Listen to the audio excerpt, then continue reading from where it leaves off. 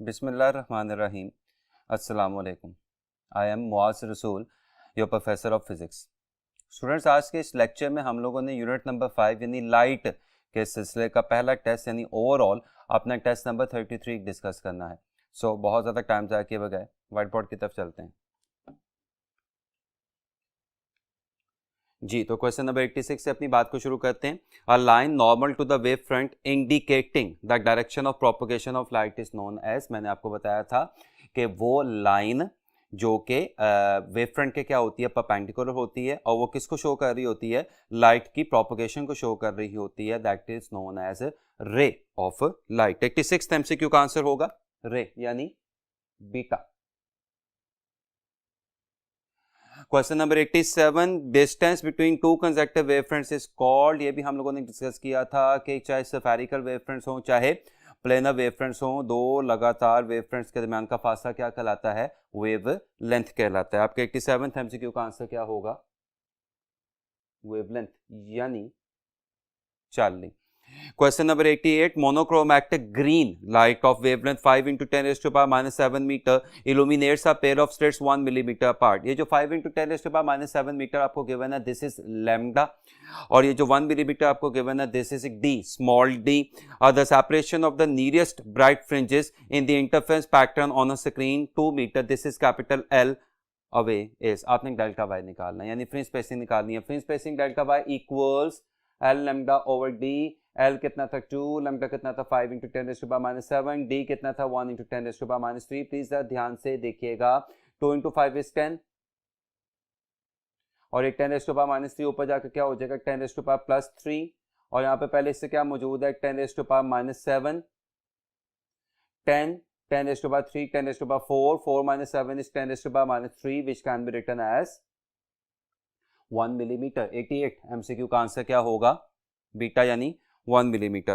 Question number 89, when the light from the two lamps falls on a screen, no interference pattern can be obtained. Why is this? मैंने routine की class में discuss किया था कि एक ही colour की light पैदा करने वाले दो मुख्तलिफ सोर्सेस भी आपस में लाइट वाइज इंटरफेरेंस पैदा नहीं कर सकते।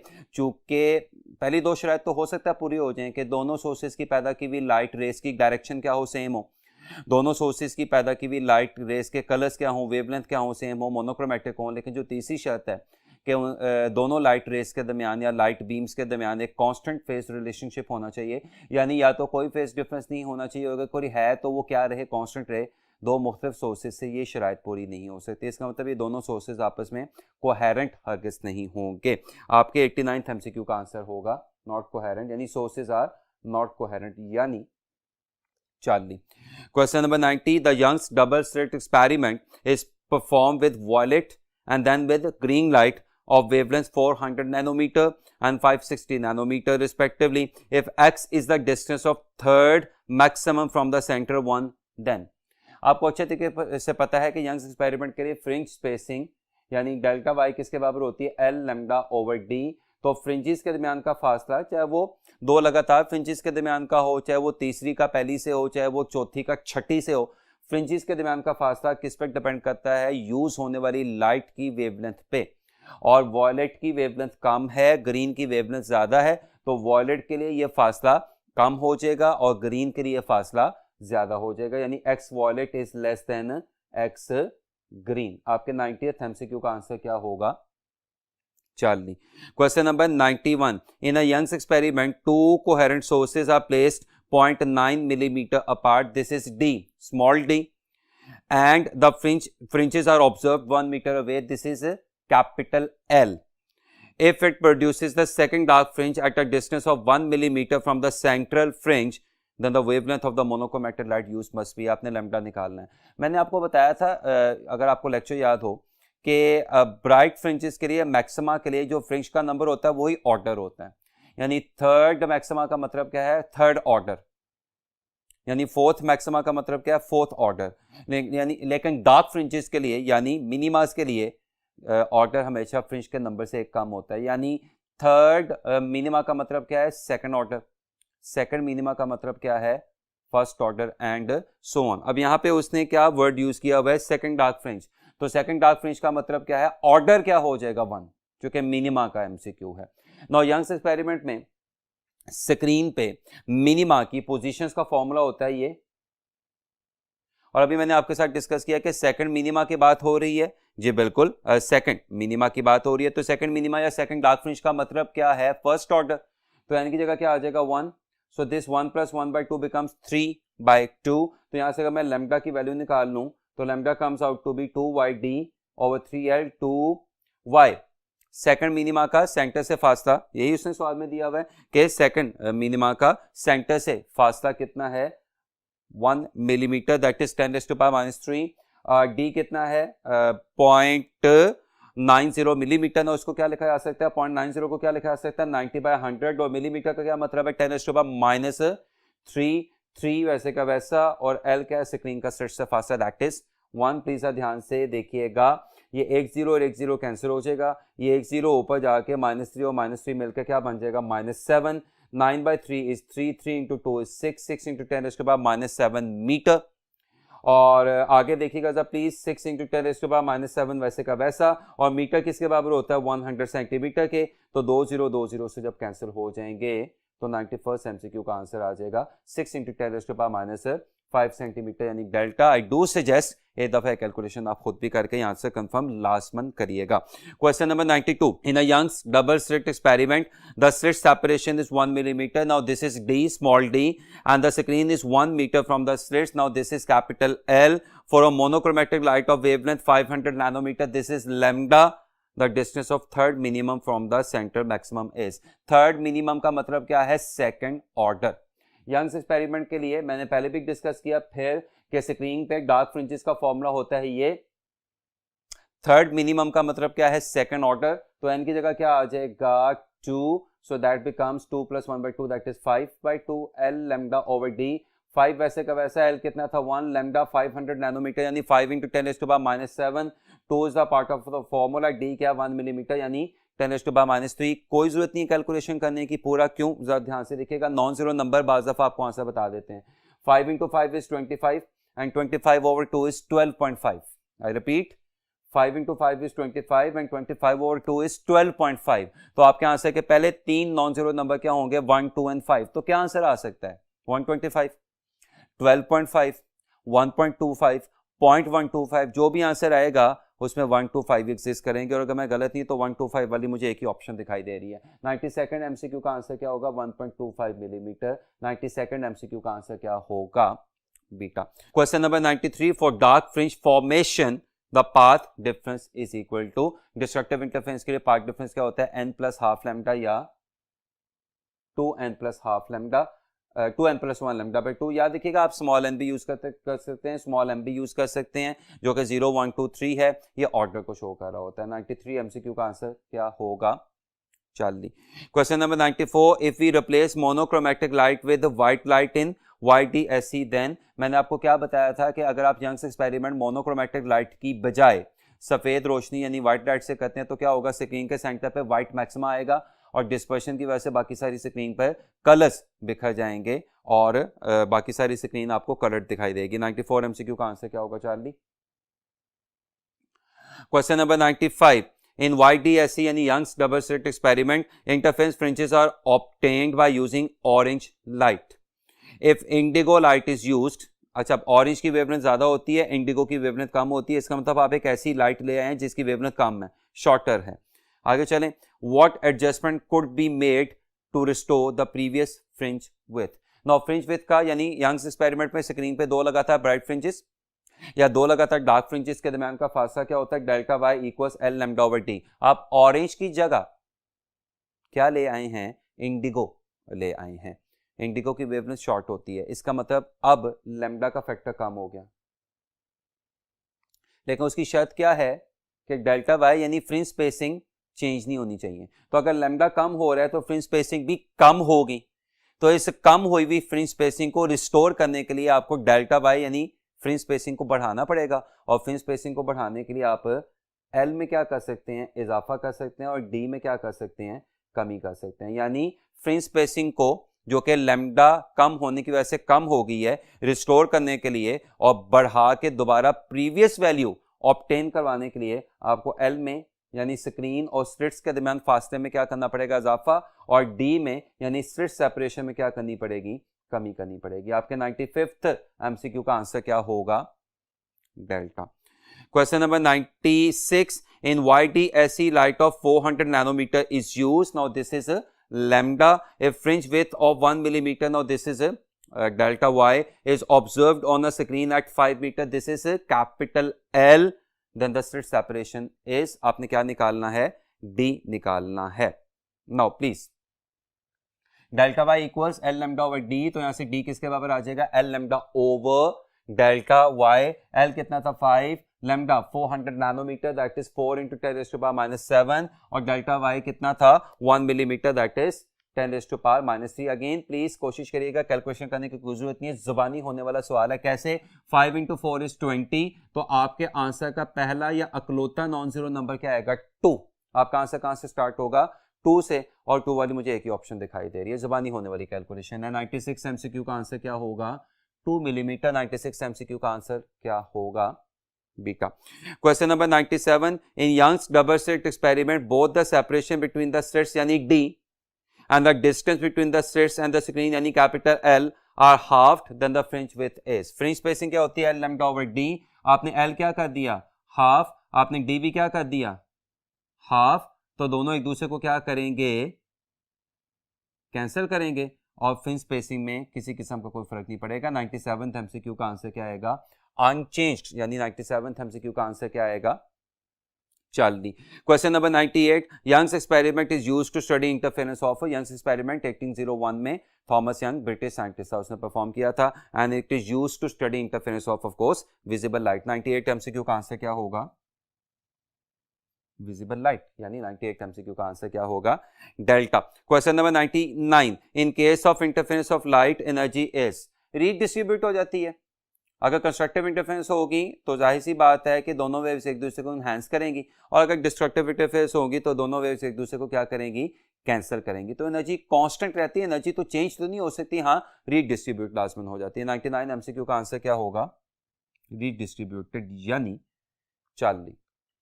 Question number 100, in YTSE fifth fringe of 350 nanometer coincides with the fourth fringe of the wavelength lambda. The value of lambda is d sin theta equals n lambda. Now that means n lambda का product is a constant। याद रखिएगा, हर colour की wavelength भी same नहीं होती और हर कलर का ऑर्डर भी सेम नहीं होता, तो n लैम्डा का प्रोडक्ट कांस्टेंट होने का क्या मतलब है, n1 lambda 1 equals n2 lambda 2। No please, n1 क्या था, वो ऑर्डर जिसका जिक्र एमसीक्यू में पहले है, क्या, फिफ्थ। लैम्डा 1 क्या था, वो वेवलेंथ जिसका जिक्र एमसीक्यू में पहले है, कितनी, 350। n2 क्या था, वो ऑर्डर जिसका जिक्र एमसीक्यू में बाद में है, कितना, 4। लैम्डा 2 क्या थी, लैम्डा जो आपने निकालनी थी, ये 4 इधर आ जाएगा। नाउ लेट्स अस्यूम, अगेन थोड़ा सा देखें तो जुबानी होने वाली कैलकुलेशन है। लेट्स अस्यूम ये 350 नहीं है, 360 है। आई रिपीट, लेट्स अस्यूम कि ये 350 नहीं है, 360 है। 360 बाय 4 क्या हो जाएगा, 90, एंड 90 to 5 इज 450। आपका आंसर 450 के आसपास होगा, and the closest answer to the 450 is 437 nanometre. आपके 100 एमसीक्यू का आंसर क्या होगा, beta. Question number 101, we can hear sound around the corners but can not see because of. Lecture में हम डिस्कस कर चुके हैं, साउंड की वेवलेंथ ज्यादा होती है, लाइट की वेवलेंथ कम होती है, इसका मतलब साउंड लाइट के लिहाज से ज्यादा डिफ्रैक्शन अंडरगो करती है। 101 का आंसर क्या होगा, डिफ्रैक्शन, यानी Charlie. Question number 102, two monochromatic radiations X and Y are incident normally on a diffraction grating. The third order intensity maximum for X coincides with the fourth order intensity maximum for Y. What is the ratio of wavelength of X to the wavelength of Y? अभी discuss किया, n lambda का product constant, इसका मतलब lambda is inversely proportional to order या n। यहाँ से ratio निकालें तो lambda x over lambda y is equal to n y over n x. Lambda x क्या था, x की वेवलेंथ, लैम्डा y क्या था, y की वेवलेंथ, एन वाई क्या था, y का order which was 4, n x क्या था, x का ऑर्डर विच वाज 3। 4/3, 102 का आंसर होगा, यानी बीटा।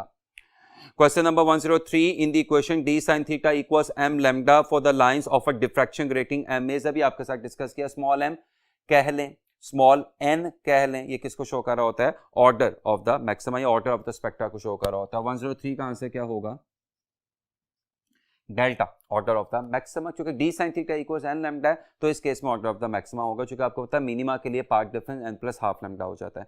103 का delta. Question number 104, a diffraction pattern is obtain using a beam of green light, if the green light is replaced by violet light then. Now अब आप green light की जगह क्या ले आए, वॉयलेट लाइट ले आए, जिससे वेवलेंथ क्या होगी, कम होगी। नाउ अभी बहुत दफा पढ़ चुके हैं बैंडविड्थ या फ्रिंजेस के दरमियान का फासला वेवलेंथ के क्या होता है, डायरेक्टली प्रोपोर्शनल। जब ग्रीन की जगह वॉयलेट लाइट आएगी तो वेवलेंथ क्या होगी, कम होगी। वेवलेंथ कम होने का क्या मतलब है, फ्रिंजेस के दरमियान बैंडविड्थ यानी फ्रिंजेस के दरमियान का फासला क्या हो जाएगा, कम, यानी फ्रिंजेस क्या हो जाएंगी, नैरो, और फ्रिंजेस आपको क्राउडेड दिखाई देना शुरू हो जाएंगी, यानी तादाद में ज्यादा दिखाई देना शुरू हो जाएंगी। 104 एमसीक्यू का आंसर क्या होगा, beta. Question number 105, white light is directed at a diffraction grating at an angle normal to the grating, starting at the normal to the grating 0 degree.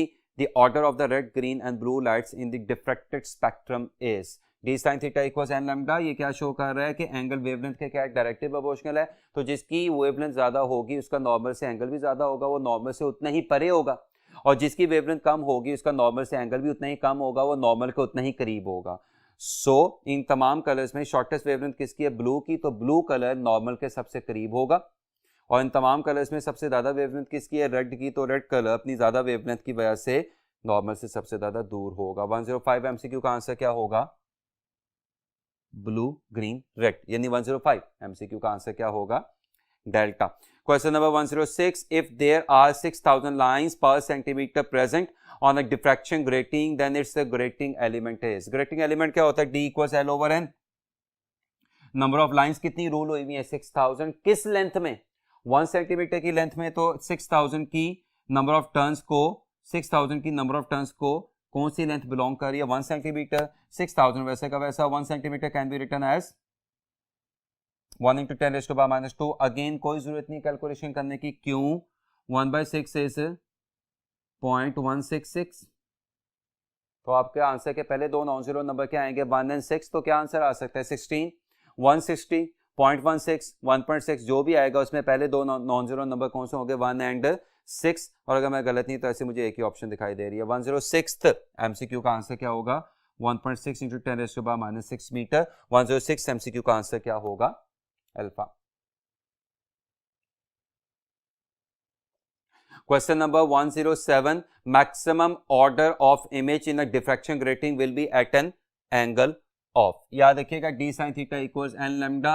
Order maximum कब होगा, जब sin theta मैक्सिमम होगा। sin theta maximum कब होता है, 1, और ये कब होता है, जब एंगल 90 डिग्री हो। 107 का आंसर क्या आएगा, बीटा, यानी 90 degree. Question number 108, bright colors exhibited by the spiders webs exposed to the sunlight are due to interference in a thin film. और थिन फिल्म कौन सी होती है कि जिसकी थिकनेस लाइट की वेवलेंथ के कंपैरेटिव हो। आपके 108 एमसीक्यू का आंसर क्या होगा, इंटरफेरेंस। इंटरफेरेंस इन थिन फिल्म या interference, beta. Question number 109, a double slit interference experiment is set up in a chamber that can be completely evacuated with monochromatic light and interference pattern is observed when the container is open to the air। यानी जब chamber या container में air थी तो आपने interference pattern obtain कर लिया, Young's experiment perform कर दिया। अब उसका सवाल क्या है, ऐसा सवाल अब शुरू हो रहा है। As the container is evacuated, careful observer will note that the interference fringes. अच्छा, जैसे जैसे आप कंटेनर या चैम्बर को वैक्यूएट करना शुरू करेंगे, इसका मतलब अब उस चैम्बर के अंदर एयर कम हो रही है, वैक्यूम ज्यादा हो रहा है, यानी एयर किससे रिप्लेस हो रही है, वैक्यूम से। एयर का रिफ्रैक्टिव इंडेक्स वैक्यूम से थोड़ा सा ही सही ज्यादा होता है, या मैं यूं कह लूं वैक्यूम का रिफ्रैक्टिव इंडेक्स एयर से थोड़ा सा ही सही लेकिन कम होता है। नो प्लीज सर ध्यान से देखिएगा, refractive index is equal to c over v. Refractive index is equal to c over v. C क्या है, speed of light in air, और वी क्या है, speed of light in medium, और n क्या है, refractive index of the medium. C वैसे का वैसा, एफ वैसे का वैसा, और वी की जगह क्या आ गया, एफ लैम्डा। मीडियम चेंज होने से लाइट की फ्रीक्वेंसी चेंज नहीं होती, और इसका क्या मतलब है, refractive index is inversely proportional to wavelength. अब जब आप चैम्बर में एयर को किससे रिप्लेस कर रहे होंगे, वैक्यूम से, यानी एयर की जगह क्या आ रहा होगा, वैक्यूम आ रहा होगा, तो रिफ्रैक्टिव इंडेक्स मामूली सा ही सही कम होगा, यानी एन कम होगा। जब एन कम होगा तो चूंकि लैम्डा और एन इनवर्सली प्रोपोर्शनल दिखाई दे रहे हैं, तो वेवलेंथ में मामूली सा ही सही क्या हो जाएगा, इजाफा हो जाएगा।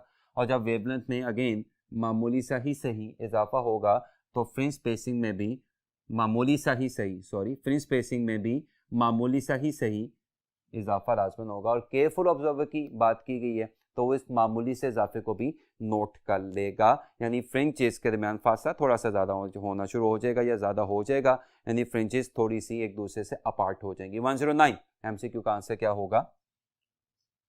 बी का। Question number 110. In YDSE, the distance between the slits is 0.025 centimeter and the distance of the screen from the slits is 100 centimeter. If two wavelengths of 440 nanometer and 560 nanometer are used, the distance between the second maxima in centimeter is. बहुत ध्यान से carefully देखिएगा। Now slits के दरमियान का फासला कितना था? D 0.025 centimetre, which can be written as 0.025 को क्या लिखा जा सकता है? 25/1000 और सेंटीमीटर का क्या मतलब है? 10⁻², so that becomes 1/4 into 10⁻³ screen का स्लिट से फासला कितना था? 1 मीटर या 100 सेंटीमीटर, मतलब 1 metre, that is capital L। पहली लाइट की वेवलेंथ ये, दूसरी लाइट की वेवलेंथ ये। ना वो किसकी बात कर रहा है? दोनों एक्सपेरिमेंट्स या दोनों लाइट्स के सेकंड मैक्सिमा की बात कर रहा है। ना मैक्सिमा के लिए ऑर्डर वही रहता है, सेकंड मैक्सिमा का मतलब ऑर्डर 2। ना यंग्स एक्सपेरिमेंट में स्क्रीन पे किसी भी मैक्सिमा या ब्राइट फ्रिंज की पोजीशन का फॉर्मूला क्या होता है? y = L λ/d। तो चूंकि दोनों लाइट्स के सेकंड ऑर्डर की बात हो रही है तो n की जगह क्या आ जाएगा? 2। प्लीज ध्यान से देखिएगा, अब मैं ये इक्वेशन पहले वाली लाइट के लिए लगाने लगा हूं, λ1 के लिए। y1 कह दूं इसको इक्वल टू L की जगह क्या आ जाएगा? 1 लैम्डा ओवर D की जगह क्या आ जाएगा? 1/4 into 10⁻³ प्लीज ध्यान से देखिएगा, 10⁻³ ऊपर जाकर क्या हो जाएगा? 10⁻+3 जो -8 के साथ मिलकर क्या बन जाएगा? 10⁻5 मीटर। ये 4 की तरह चला जाएगा ऊपर जाकर 2 को क्या कर देगा? 8 and 8 into 44 is 352। So this is a position of second maxima for λ1। और सिमिलरली जब मैं λ2 के लिए सेकंड मैक्सिमा की पोजीशन निकालूंगा तो सिर्फ फर्क कहां पे आएगा? λ2 जो कि 56 into 10⁻8 थी and that comes out to be 448 into 10⁻5 metre. So λ1 यानी 440 नैनोमीटर वाली लाइट के लिए सेकंड मैक्सिमा कहां पे लाई कर रहा है? यहाँ पे। और λ2 यानी 560 नैनोमीटर वाली लाइट के लिए सेकंड मैक्सिमा कहां पे लाई कर रहा है? यहाँ पे। आपने दोनों के सेकंड मैक्सिमास के दरमियान का डिफरेंस निकालना था, तो इन दोनों का डिफरेंस यानी difference between both second maximas is y2 minus y1 this 10⁻5 -5 क्या ले लें कॉमन, तो 448 - 352 is 96। तो यहीं पे रुक जाए, 96 वाली आपको एक ही ऑप्शन दिखाई दे रही है, कौन सी वाली? चार्ली। 1/10 का आंसर होगा चार्ली। लेकिन अगर किसी को समझ नहीं आ रहा कि मीटर से सेंटीमीटर में कैसे कन्वर्ट हुआ तो प्लीज 96 into 10⁻5 और मीटर को क्या लिखा जा सकता है? 100 सेंटीमीटर। 20 कैंसिल हो जाएंगे, so this comes out to be 96 into 10⁻3 centimetre और 96 over 1000 centimetre which is of course 0.096 centimetre. तो आपका 1/10 MCQ का आंसर क्या होगा? चार्ली। अगेन मैं जुमले लाजमी बोलूंगा कि कैलकुलेशन एक दफा आप खुद भी लाजमी करके देखिएगा। आई रिपीट, 1/10 MCQ का आंसर क्या होगा? Charlie. Question number 111, the condition for nth order bright image for a diffraction grating of a grating element d is d sin theta equals m lambda या d sin theta equals n lambda। इसमें n क्या है? Order of the maxima. 111th MCQ का answer क्या होगा? Alpha. Question number 112, light of wavelength 450 nanometer is incident. Now this is lambda on a diffraction grating on which 5000 lines per centimeter have been ruled. The maximum order of spectra obtained is. Diffraction grating के लिए d sin theta equals n lambda, d क्या होता है? l over n, और आपने order यानी small n नहीं find करना, मैक्सिमम ऑर्डर फाइंड करना है, तो थीटा की जगह क्या आ जाएगा? 90। सो n लैम्डा इक्वल्स d की जगह क्या आ गया? l over n, और थीटा क्या? 90, तो sin 90 हो गया 1। यहाँ से लैम्डा को इधर लें तो n किसके बराबर आ जाएगा? l over lambda. कितनी लाइंस रूल हुई थी? 5000 यानी 5 into 10⁻3 किस लेंथ में? 1 सेंटीमीटर की लेंथ में। तो n की जगह क्या आ गया? 5000, l की जगह क्या आ गया? 10⁻2 और लैम्डा कितना था? 45 into 10⁻8। 3 - 8 क्या हो गया? -5, जो ऊपर जाकर क्या हो जाएगा? +5 - 2 से कैंसिल होकर क्या हो गया? 1000। 5 into 45 is 25 and the answer comes out to be of course 1000 by 25, that is 4। आपके 1/12 MCQ का आंसर क्या आएगा? बीटा, यानी आपके 1/12 MCQ का आंसर क्या आएगा? 4। Question number 113, a typical diffraction grating has about. तो डिफ्रैक्शन ग्रेटिंग में मैंने आपके साथ इंफॉर्मेशन शेयर की थी कि पर सेंटीमीटर की लेंथ में 400 to 5000 लाइंस रूल हो सकती हैं। ये लेक्चर में भी आपके साथ डिस्कस किया था। 113 का आंसर क्या होगा? डेल्टा, 400 to 5000 लाइंस पर सेंटीमीटर। 113 का आंसर, आई रिपीट, क्या होगा? Delta. Question number 114, the diffraction of light occurs in effect due to dash between rays coming from the different parts of same wavefront। मैंने एक जुमला आपके साथ शेयर किया था कि diffraction is a special type of interference. 114 MCQ का answer क्या होगा? बीटा, इंटरफेरेंस, क्योंकि डिफ्रैक्शन में जो पैटर्न बनते हैं, जो फ्रिंजेस बनती हैं, उसकी आफ्टर ऑल वजह लाइट का आपस में इंटरफेयर करना ही है। 114 का आंसर होगा बीटा। और आज के लिए last question, question number 115, blue light of wavelength 480 nanometre, this is lambda, illuminates a diffraction grating, the second order image, this is n, small m जो मर्जी कह लें, is formed at an angle of 30 degree from the central image, this is theta, how many lines in a centimeter of the grating have been ruled। Please ध्यान से देखिएगा, वही formula bar बार use हो रहा है, n lambda equals d sine theta, n lambda वैसे का वैसा, और डी हमें पता है किसके बराबर होता है? एल ओवर एन, तो डी की जगह क्या आ जाएगा? L over n sine theta. आपने नंबर ऑफ लाइंस निकालनी थी, यानी कैपिटल एन निकालना था, तो कैपिटल एन क्या आ जाएगा? L sine theta over n lambda. Number of lines equal किस में, कितनी लेंथ में रूल्ड लाइंस निकालनी थी? पर सेंटीमीटर। तो जो आपको एन फाइंड करना है वो किस लेंथ में फाइंड करना है? 1 सेंटीमीटर में। तो इसे मैं एल की जगह क्या लिख सकता हूँ? 1 सेंटीमीटर या 10⁻²। एंगल कितना आ गया? 30 डिग्री। ऑर्डर कितना आ गया? 2। वेवलेंथ क्या? 48 × 10⁻⁸। प्लीज जरा ध्यान से देखिएगा, -8 ऊपर जाके क्या हो जाएगा? चलिए -8 को मैं ऐसे रहने देता हूँ, 10⁻² को भी मैं ऐसे रहने देता हूँ। साइन थीटा क्या हो जाएगा? 1/2। साइन थीटा क्या हो जाएगा? 1/2। ये 2 पहले से मौजूद है। मैंने इसको ऑलमोस्ट क्या ले लिया? 50।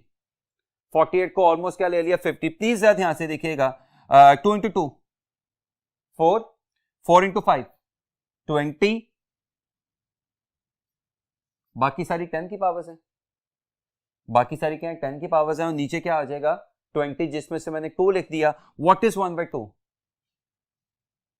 0.5। तो आपके आंसर का पहला नॉन जीरो नंबर क्या होगा? 5, यानी आपका आंसर कहां से स्टार्ट होगा?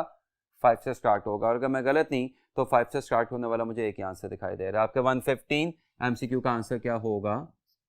अल्फा, यानी 5200 या 5.2 × 10⁻³ लाइंस पर centimetre have been ruled on this diffraction grating. I repeat, आपके 115 MCQ का आंसर क्या आएगा? अल्फा। होपफुली तमाम क्वेश्चन आपको बहुत अच्छे तरीके से समझ आ गए होंगे। अपना बहुत ज़्यादा ख्याल रखिएगा। अल्लाह हाफिज़।